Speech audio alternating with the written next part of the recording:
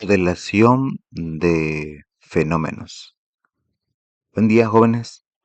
El tema con el que vamos a trabajar hoy se llama modelación de fenómenos. Y les adelanto que es algo que ustedes ya hacen de manera natural, sin darse cuenta. A lo largo de este video, vamos a descubrir qué significa modelar un fenómeno, cuáles son los elementos que forman un modelo matemático, cómo se construye uno paso a paso y qué tipos de modelos existen para situaciones más complejas. Comencemos por lo más importante. ¿Qué significa modelar un fenómeno? La modelación de fenómenos es el proceso mediante el cual identificamos situaciones del mundo real, físicas, químicas, económicas, y las representamos de forma matemática, ya sea a través de fórmulas, tablas o gráficas, con la intención de estudiarlas y predecir su comportamiento. Dicho de una forma más sencilla, es como tomar algo que ocurre en la realidad y traducirlo al lenguaje de las matemáticas para poder entenderlo mejor. Piénsenlo así. Cuando su mamá o su abuela prepara un guiso y ajusta las cantidades de ingredientes dependiendo de cuántas personas van a comer, está siguiendo un modelo. Está relacionando el número de personas con la cantidad de comida necesaria. Eso, en esencia, es lo que hacemos en matemática cuando modelamos un fenómeno. Ahora bien, para construir un modelo matemático, necesitamos conocer sus dos elementos fundamentales, las variables y los parámetros. Empecemos con las variables. Las variables son los objetos o conceptos que tenemos que analizar y entre los cuales buscamos encontrar una relación de causa y efecto. Se llaman variables porque, precisamente, su valor puede cambiar. Por ejemplo, si queremos estudiar la relación entre los años de estudio de una persona y el salario que recibe, ambas cosas, los años de estudio y el salario, son variables porque pueden ser diferentes de una persona a otra. Aquí les hago una pregunta para que ustedes reflexionen. ¿Se les ocurre algún par de variables de su propia vida que puedan estar relacionadas? Las horas que dedican a estudiar, las calificaciones que obtienen. Por ejemplo, ahora hablemos de los parámetros. Los parámetros son los controladores del modelo. Son los valores más fijos que nos sirven como referencia para ajustar el modelo a una situación específica y nos apoyan en la toma de decisiones. Siguiendo el ejemplo de los años de estudio y el salario, un parámetro sería el promedio de años de estudio en una región determinada del país. Este dato no cambia para cada persona, sino que es un valor de referencia para todo el modelo. En pocas palabras, las variables cambian, los parámetros controlan. Muy bien, ahora que ya conocemos los ingredientes de un modelo matemático, veamos cómo se cocina. Para construir un modelo podemos seguir tres pasos generales.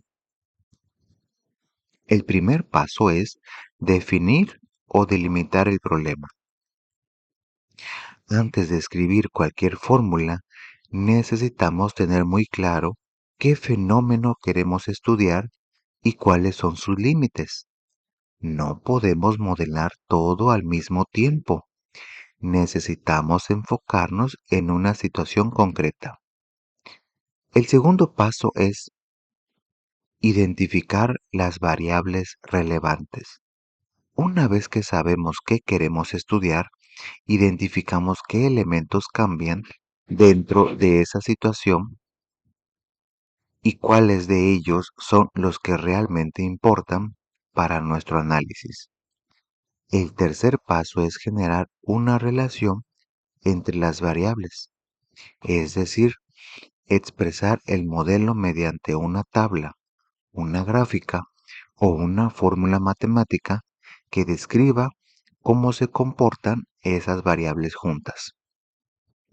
Vamos a aplicar estos tres pasos con un ejemplo. Imaginen que el circo llega y en su último día anuncia una promoción especial, como con la feria. Todos los boletos cuestan 50 pesos. Queremos saber cuánto dinero recauda el circo dependiendo del número de personas que asistan. Llamamos X al número de entradas vendidas y Y al dinero total obtenido. Aplicamos los tres pasos. Primero, delimitamos el problema. Sabemos que cada boleto cuesta exactamente 50 pesos. Segundo, identificamos las variables. X es el número de boletos y Y es el dinero recaudado. Tercero, generamos la relación analizando cómo se comportan. Si no entra nadie, X es igual a cero. Entonces Y también es cero. No hubo entradas, no hubo dinero. Si entra una persona, X es igual a 1. Entonces Y es igual a 50 pesos. Si entran dos personas, X es igual a 2 y Y es igual a 100 pesos. Si entran tres personas, X va a ser igual a 3. Entonces Y va a ser igual a 150 pesos. ¿Ya notaron el patrón? En todos los casos, el dinero obtenido es simplemente el número de entradas multiplicado por 50. Entonces, el modelo matemático que describe esta situación es Y es igual a 50X. Así de directo. Esta fórmula nos dice que para cualquier número de boletos vendido, podemos saber exactamente cuánto dinero se obtuvo. Y si lo graficamos, obtendremos una línea recta que sale del origen y sube de manera constante, lo que confirma visualmente que la relación entre las dos variables es directamente proporcional. Ahora les comparto un dato curioso. Este mismo tipo de modelo se usa en el mundo empresarial todos los días. Cada vez que una empresa calcula sus ingresos multiplicando el precio de su producto por las unidades vendidas, está usando exactamente el mismo principio que acabamos de revisar. Ahora bien, el ejemplo del circo o la feria es relativamente sencillo porque la relación entre las variables es directa, pero el mundo real muchas veces no es tan simple. Hay fenómenos naturales, económicos y sociales que son enormemente complejos y no pueden describirse con una sola fórmula lineal. Para esos casos existe lo que se conoce como la teoría del caos, que utiliza modelos matemáticos mucho más elaborados y, antes de que la palabra caos los asuste, quiero aclarar algo muy importante. En matemáticas, caos no significa desorden total. Se refiere a sistemas que son extremadamente sensibles a sus condiciones iniciales. Es decir, un pequeño cambio al principio puede generar resultados muy diferentes al final. De hecho, hay una idea famosa dentro de esta teoría que dice que el aleteo de una mariposa en Brasil podría, en teoría, desencadenar un tornado en Texas. Fascinante, ¿verdad? Los modelos que se utilizan en la teoría del caos son principalmente tres. El primero son los modelos de ecuaciones diferenciales. Estos modelos describen sistemas que cambian a lo largo del tiempo y utilizan derivadas que son herramientas matemáticas que miden qué tan rápido cambia una cantidad. Se usa mucho en biología para estudiar el crecimiento de poblaciones, en finanzas y en el análisis de cadenas alimentarias, entre algunos otros campos.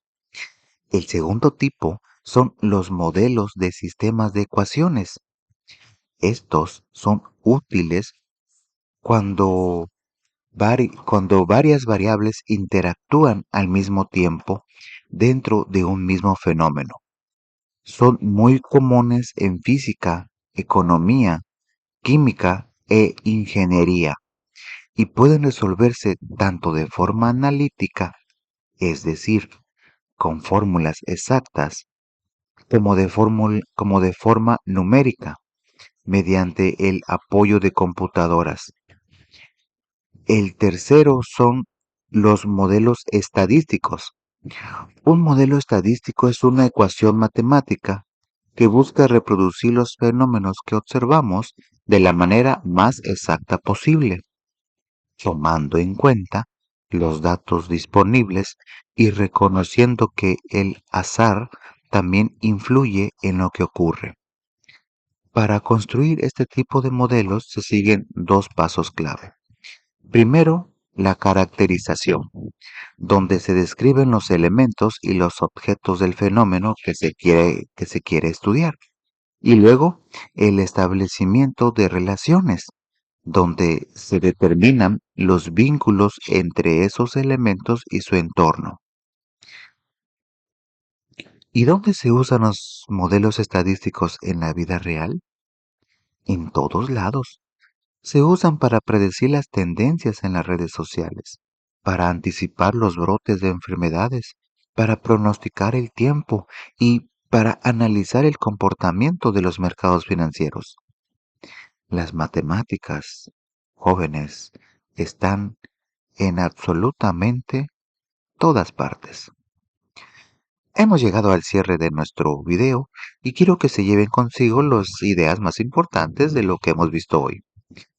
La modelación de fenómenos es el proceso de representar situaciones reales a través de herramientas matemáticas, fórmulas, tablas o gráficas, con el fin de estudiarlas y hacer predicciones sobre ellas. No es un proceso reservado para científicos o expertos, es algo que podemos aprender a hacer siguiendo tres pasos claros. Delimitar el problema, identificar las variables y expresar la relación entre ellas. Recordemos que todo modelo matemático se construye sobre dos pilares. Las variables, que son los elementos que cambian y que queremos analizar, y los parámetros, que son los valores de referencia que controlan el modelo. Y aprendimos también que cuando los fenómenos se vuelven más complejos, recurrimos a modelos más elaborados como los de ecuaciones diferenciales, los sistemas de ecuaciones y los modelos estadísticos, cada uno con sus propias características y aplicaciones. Lo más valioso que quiero que se lleven no es una fórmula específica, es la comprensión de que las matemáticas son una herramienta para entender el mundo. Cada vez que calculan cuánto ganarán si trabajan cierto número de horas, cada vez que estiman si les alcanzará el dinero para el fin de semana, o cada vez que notan un patrón en algo que ocurre a su alrededor, están pensando con modeladores de fenómenos. Ya para cerrar, los quiero dejar con una reflexión del científico Galileo Galilei, quien decía, las matemáticas son el lenguaje en el que Dios ha escrito el universo. Yo agregaría, aprender ese lenguaje no solo nos hace mejores estudiantes, nos hace personas capaces de comprender, cuestionar y transformar la realidad que nos rodea. Muchas gracias por su atención, jóvenes. Eso es todo por este video.